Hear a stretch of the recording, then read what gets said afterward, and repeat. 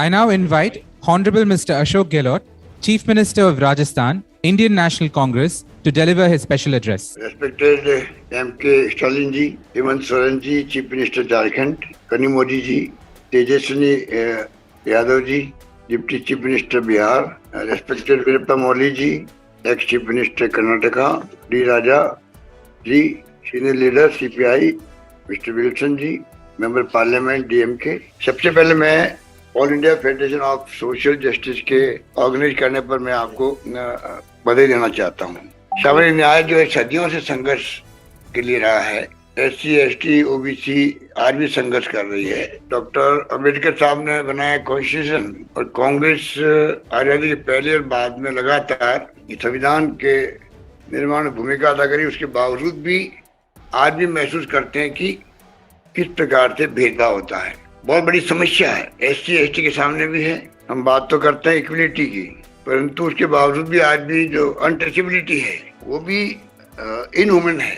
और OBC वाले हैं, उनकी भी कई समस्याएं पैदा होती है जगह जगह पर। डॉक्टर मनमोहन सिंह जी के वक्त में और सोनिया गांधी जी के वक्त में जो ये कानून बने थे अधिकार देने के, एक कदम आगे बढ़े थे, जिसमें नरेगा के साथ में RTE, RTI, food security act बने थे। अभी मैंने आपको जानकर खुशी होगी, प्रधानमंत्री मिस्टर नरेंद्र मोदी को मैंने पत्र लिखा है कि आपको एक कानून पूरे देश में लागू हो सोशल सिक्योरिटी का, पार्लियामेंट के अंदर बनना चाहिए। मैं उम्मीद करता हूँ कि आप सब इस पर दबाव डालेंगे केंद्र सरकार पर, जिससे कि सोशल सिक्योरिटी के लिए भी हमेशा के लिए, जैसे दुनिया के मुल्कों के अंदर है, कई राष्ट्र जो है वो सोशल सिक्योरिटी के अंतर्गत परिवारों को जितनी जरूरत होती है उसके अकॉर्डिंग टू उनको वीकली पैसा मिलता है। हमारे यहाँ पर डिफरेंट स्टेट डिफरेंट धनराशि जो देते हैं हम लोग, ओल्ड लोगों को भी, विडोज को भी और डिसेबल्ड को भी।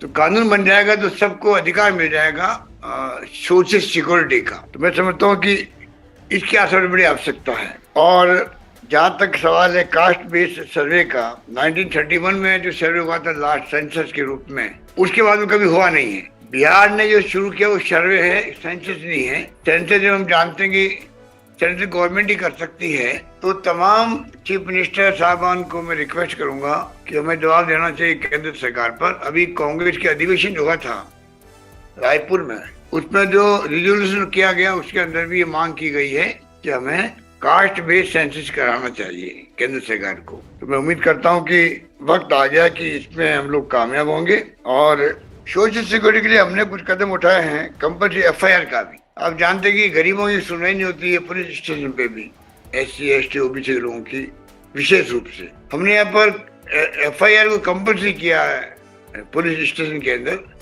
उसका बड़ा इम्पैक्ट पड़ा। 156(3) में जो केसेस आते थे कोर्ट से, उसकी संख्या बहुत कम हो गई और तफ्तीश इन्वेस्टिगेशन का टाइम बहुत कम हो गया।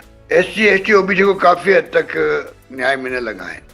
मैंने जो मिनिस्ट्री फॉर्म की है राजस्थान के अंदर, उसमें भी 18 लोग जो हैं वो out of 30, 18 SC, ST, OBC के हैं और 2 माइनॉरिटी के हैं। इस प्रकार से हमारा प्रयास है किस प्रकार से हम लोग माइनॉरिटी के साथ साथ में SC, ST, OBC को भी हम लोग किस प्रकार स्ट्रेंथन कर सकते हैं।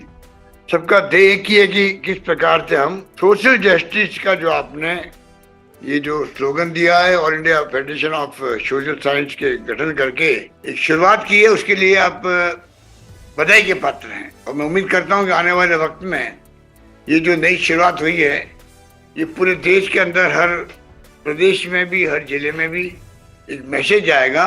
और मिस्टर स्टालिन का इस कदम को उठाना एक मायने रखता है देश के लिए। मैं समझता हूं कि हमारी कांग्रेस पार्टी भी अन्य पार्टी मिलकर के सोशल जस्टिस कैसे मिले हर व्यक्ति को, जो सपना डॉक्टर अम्बेडकर का भी था, कई नेताओं का भी था, कई महापुरुषों का भी था देश के अंदर, चाहे वो महाराष्ट्र के हो, तमिलनाडु के हों या देश के किसी भाग के हों, उन सबका सपना पूरा करने के लिए मिस्टर स्टालिन आपको मैं बहुत बहुत बधाई देना चाहता हूँ। और उम्मीद करता हूँ कि आपका जो ये पहल किया आपने, उसमें आपको सबका सहयोग मिलेगा। इस काम को हम लोग और मजबूती से आगे बढ़ा पाएंगे। धन्यवाद आपका, बहुत बहुत धन्यवाद।